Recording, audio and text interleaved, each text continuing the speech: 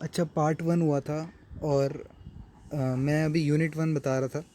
तो उसमें software matrix में लाइन ऑफ काउंट और फंक्शन काउंट हो गया था, है ना। अब टोकन काउंट से शुरू करना था पार्ट 2 में। और पार्ट 1 जिसने नहीं देखा है डिस्क्रिप्शन में देख लेना, ठीक है। तो शुरू करते हैं टोकन काउंट से, ठीक है।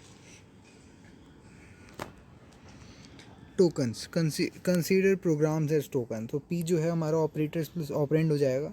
तो एन जो हो जाएगा वो N1 प्लस N2 हो जाएगा। एन और एन क्या होता है? वोकेबलरी ऑफ अ प्रोग्राम और ऑफ अ यूनिक टोकन, ठीक है। तो यूनिक टोकन की वोकेबलरी जो होती है वो सम ऑफ क्या होता है, नंबर ऑफ यूनिक ऑपरेटर्स और साथ में number of unique operands. Operators में आ जाते हैं plus minus multiply divide, while, for loop, print F, करली ब्रेसेस, राउंड फंक्शन, है ना ये सब। और ऑपरेंड्स आ जाते हैं हमारे ABCED, है ना, ये सारे ऑपरेंड्स हैं। 5 4 इवन कॉन्स्टेंट्स भी ऑपरेंड्स हो जाते हैं। एन इज इक्वल्स टू होता है, कैपिटल एन की बात हो रही है अब, N1 प्लस N2। तो इसमें एन मतलब होता है प्रोग्राम की लेंथ कितनी है। तो वो होगा टोटल अकरेंस ऑफ ऑपरेटर्स और टोटल अकरेंस ऑफ ऑपरेंड्स मिला के, है ना। तो वैसे एवरेज प्रोग्राम में देखा जाए तो ये n cap is equal to N1 log 2 n plus N2 log 2 N2 plus most generalize formula, है ना। तो यहाँ पे क्या है कि lots of formula use for different program but not suit program, ठीक है। हर प्रोग्राम को नहीं सूट करते हैं, ठीक है। तो n is equals to 2 LOC हो जाएगा, ठीक है। मैंने आपको LOC के बारे में पार्ट 1 में बताया था, ठीक। ये हमारा फंक्शन काउंट था। इससे पहले मैंने आपको लाइंस ऑफ कोड बताया था, है ना। तो बेसिक आइडिया था साइज़ को एस्टिमेट करने का। तो LOC जो था हमारा वो productivity into person minus month आ रहा था, है ना। तो उसी का यूज़ हो रहा है यहाँ पे। अच्छा, न्यूमेरिकल जो कल कराया था उसके और न्यूमेरिकल करके देख लेना एक बार, ठीक है। उस दिन भी बोला था, दोबारा बोल रहा हूँ। N is equals to 2 into LOC if each line has operator and operand. और प्रोग्राम वॉल्यूम जो होता है वो V is equals to equal to N into log 2n, ठीक है। अभी आपको समझ में आएगा लॉग 2n क्या क्या बोल रहा हूँ, कि वॉल्यूम जो होता है प्रोपोर्शन होता है प्रोग्राम साइज़ के, है ना, representing the size in bits of space necessary for storing program. तो बिग ओ नोटेशन जो होती है उसमें उससे रिलेट करता है ना, जहाँ पे साइज़ जो है वो प्रोपोर्शनल किसके होता है, साइज़ के होता है, और कितना स्पेस चाहिए होता है उसके। तो पोटेंशियल वॉल्यूम जो हो जाएगा V स्टार होगा हमारा, रिप्रेजेंट करेगा प्रोग्राम हैविंग मिनिमल साइज़। जिसका साइज़ मिनिमल होगा उसमें 2 plus N2 star log 2 plus N2 star कर देंगे। अभी N2 क्या नंबर ऑफ ऑपरेंड्स है, जैसे कि आपको पहले ही बताया।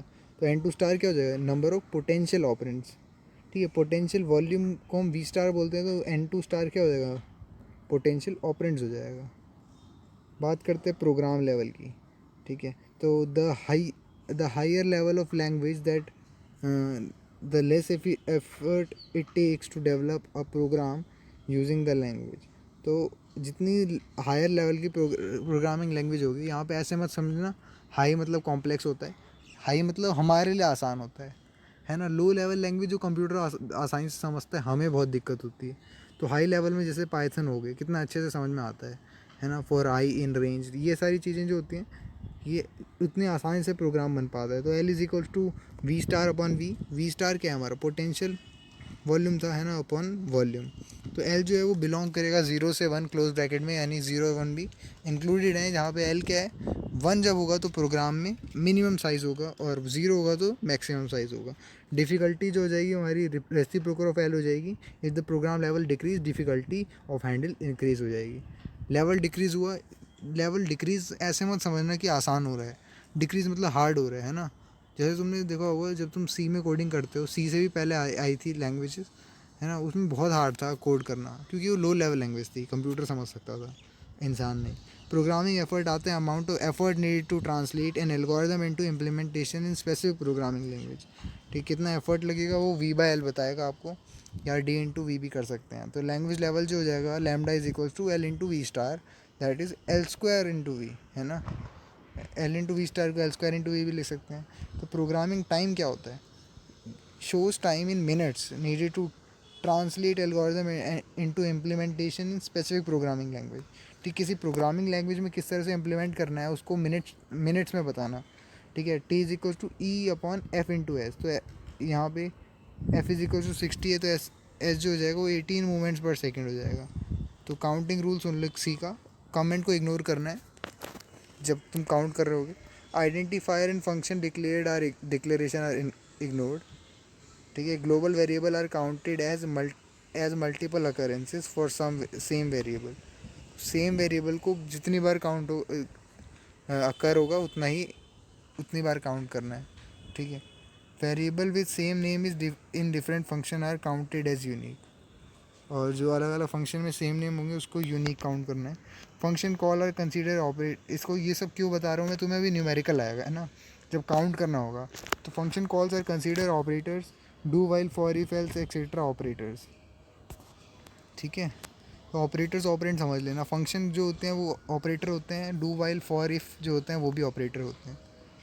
स्विच केस क्या होते हैं, ऑपरेटर होते हैं। Return, default, continue, break, size of operator, और ये कॉमा, सेमी कॉलन वगैरह वगैरह ऑपरेटर्स होते हैं। गो टू भी ऑपरेटर है, मगर लेबल जो होता है ऑपरेंड में होता है, ध्यान देना, ठीक है। A into B versus P T R and versus and, ठीक है। ये वर्सेस लगा रखा है यहाँ पे, पॉइंटर अलग चीज़ है। Array name and its indexes are operand, और जो क्लोज ब्रैकेट है वो ऑपरेटर होता है।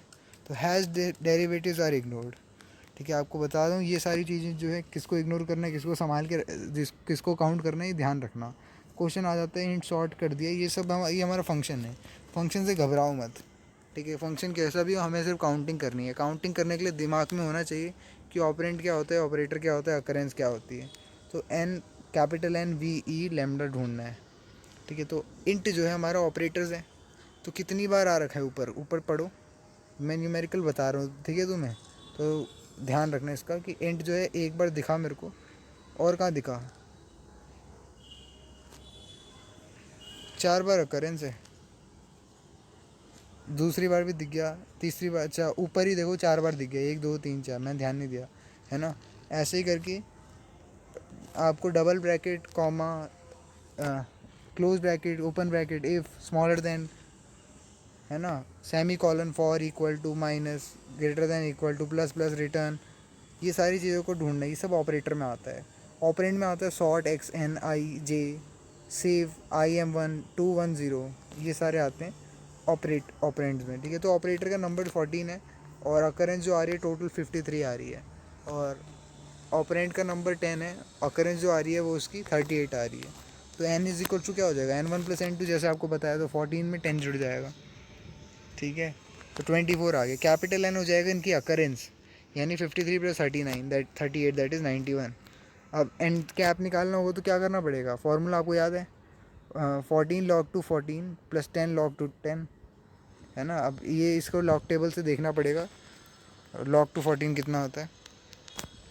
वी जो हो जाएगा n log to n हो जाएगा, यानी 91 log to 24 हो जाएगा। तो ये हमारा आंसर हो गया अकॉर्डिंग टू क्वेश्चन, ठीक है। डेटा स्ट्रक्चर मैट्रिक्स पे आ जाते हैं, थोड़ा सा ही रह रहा है, यूनिट 1 ख़त्म होने वाली है, आज ही ख़त्म हो जाएगी, ठीक है, ज़्यादा लंबा नहीं करेंगे।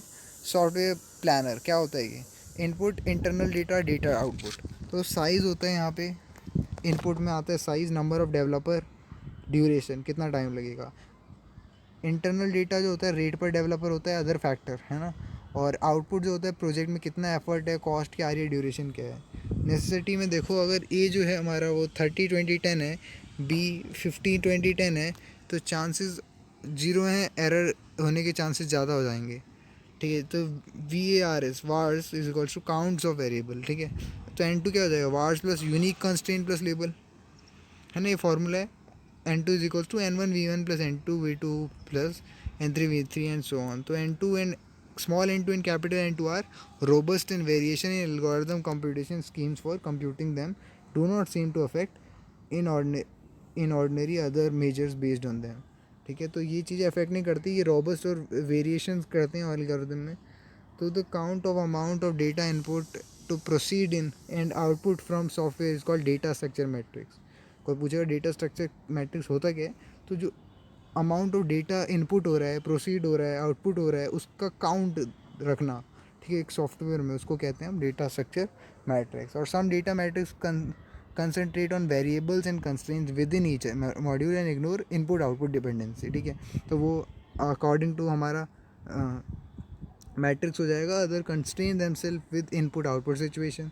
और हम आगे डिस्कस करेंगे measuring amount of data that the usage of data within modules and the degree at which data is shared among modules. तो कितने कैसे डेटा को शेयर होगा। Usage of data within a module देख लेते हैं। Live variable क्या होता है, पूछा जा सकता है। A variable is live from beginning of the procedure, ठीक है, to the end of procedure, जो कि बिगिनिंग से एंड तक होता है। वेरिएबल इज़ नॉट अप्रोप्रिएट लिखा है, यानी इंपॉर्टेंट नहीं है या फिर सही तरीके से नहीं लिखा गया है, इसको स्किप कर देता हूँ। नीचे वाला थर्ड पॉइंट पढ़ता हूँ। Variable is live from its first and it's last reference with in a procedure, ठीक है, स्टार्टिंग रेफरेंस और आखिरी रेफरेंस तक लाइव रहता है। और variable is live at the same point if it holds a value that may be needed in future, या फिर equivalently it's value may be read before the next time the variable is return, ठीक है। तो जैसे ए int हमारा ए हो जाएगा, ए हमारा 5 हो जाएगा, और ऐसे करेंगे तो ये सब लाइव चल रहा है, ठीक है। ए के साथ वैल्यूज़ में चेंज आ रहा है। तो एग्जांपल के तौर पे हमने ए बी को ले लिया, तो यहाँ दो वेरिएबल है, प्रिंट करा, ए चलाया, पॉइंट्स यहाँ पे देख रहे हो, प्रिंट एफ हो रहा है। तो जो हमारा एल वी हो जाएगा वो sum of count of live variable upon में सम ऑफ एग्जीक्यूटेबल स्टेटमेंट, ठीक है। ये हमारा एवरेज नंबर ऑफ वेरिएबल है, जैसे हम करते हैं ना मीन निकालते हैं, वैसा कुछ है ये। तो हैश इंक्लूड आयु स्ट्रीम चलाया, यहाँ पे 2x और k ले लिए हमने, इंटीजर डिक्लेयर कर दिया 0 हमने यहाँ पे, और नंबर ऑफ स्टेटमेंट्स कितने हैं 1 2 3 4 5 6 7, और लाइव वेरिएबल है हमारे पास 0 0 0 TKX TKX TKX 0, ठीक है। तो वेरिएबल स्पैन्स जो होते हैं हमारे यहाँ पे देखने को मिल जाता है। स्कैन एफ जो होते हैं उनका 21 होता है, x इक्वल टू ये 32 45 60 इस तरह से होता है। तो एक matrix that capture the essence of how often a variable is used in a program is called span. Span किसे कहते हैं, जो मैट्रिक कैप्चर करती है essence of how often a variable is used. तो जितनी बार उसको एक वेरिएबल को यूज़ करा जाता है उसका वो स्पैन होता है। तो size of span indicate number of statement that pass between successive use of variable, है ना। साइज़ कितना होगा, कितनी स्टेटमेंट पास हो रही है, जैसे n स्टेटमेंट पास हुई तो n-1 स्पैन हो जाएगा, ठीक है। A4 है B2 है तो A इज़ यूज मोर, है ना।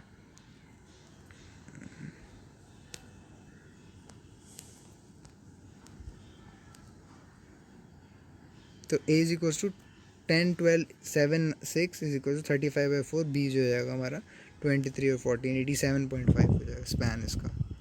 अप्लाइंग नॉलेज टू प्रोग्राम क्या होगा, एल वी हमारा लाइव वेरिएबल है, प्रोग्राम में सिग्मा I1 से M तक LVI, ठीक है, एवरेज निकाल रहे हैं, अपॉन M कर देंगे, ठीक। कुछ स्टैटिस्टिक्स याद आ रहा होगा तुम्हें, क्लास 12th में पढ़ा होगा तुमने।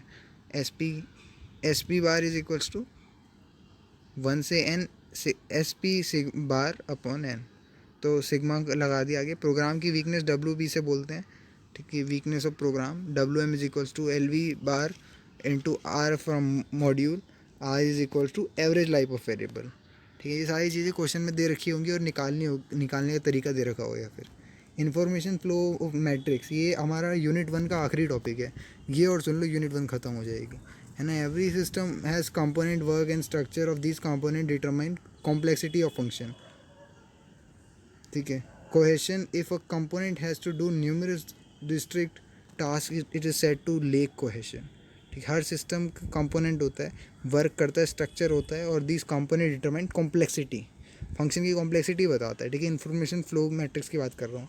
कोहेशन पूछ लेते हैं तो if a component has to do numerous discrete task, ठीक है। एक होता है कॉन्टीन्यूस टास्क, एक होता है डिस्क्रीट टास्क, ठीक है, यानी कंटिन्यू नहीं चल रहे होते हैं ना, रुक रुक के ऊपर नीचे ऐसे टास्क होते हैं, उसको कहते हैं lack of cohesion. Cohesion can be defined as the degree at which the component perform a single function. तो एक कंटिन्यूटी में कितना कर पाएगा वही कोहेशन होता है। और कपलिंग के लिए क्या होता है, degree of linkage between two components, ठीक है।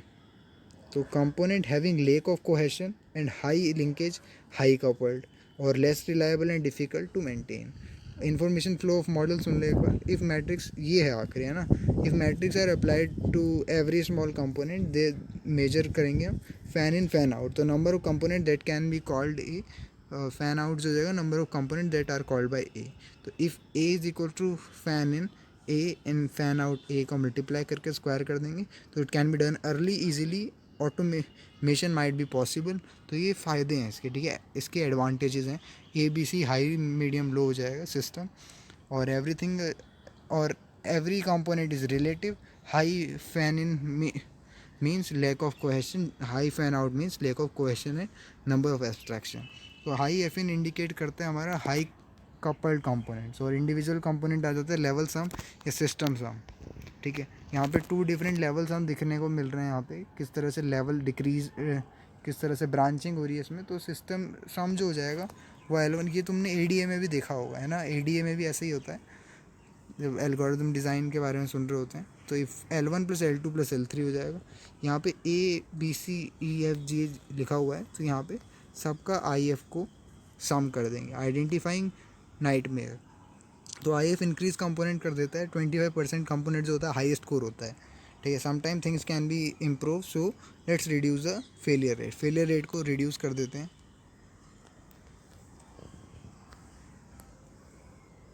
कहाँ पे हैं, suddenly increase the IF value across level indicator, miss level of abstraction, improve कर देता है। Final system some value give overall complexity rate and help to improve automatic design, ठीक है। तो यही था हमारा यूनिट 1, और यूनिट 2 जो है हमारा सॉफ्टवेयर प्रोजेक्ट प्लानिंग, वो बाद में देख लेंगे। यूनिट 1 का सिलेबस मैंने डिस्क्रिप्शन में दे रखा है ना, साथ में नोट्स का लिंक भी दे रखा है, और साथ में पार्ट 1 का लिंक भी दे रखा है, ठीक है। आज के लिए इतना ही है, और ये चीज़ें जो है वो तुम अपने दिमाग में बिठाए रखना। जब भी कोई चीज़ रिलेटेड आएगी तो पता होना चाहिए कोहेशन क्या होता है, कॉपलिंग क्या होता है ना। और जितने भी मैंने आपको पार्ट 1 में जो इम्पोर्टेंट चीज़ थी, है ना, कि किस तरह से मैनेजमेंट डायग्राम्स, है ना, वो सब चीज़ों का ध्यान रखना। वाटरफॉल वाला भी बताया था, स्टेप वाला भी बताया था ना। ठीक है, फिर बाय।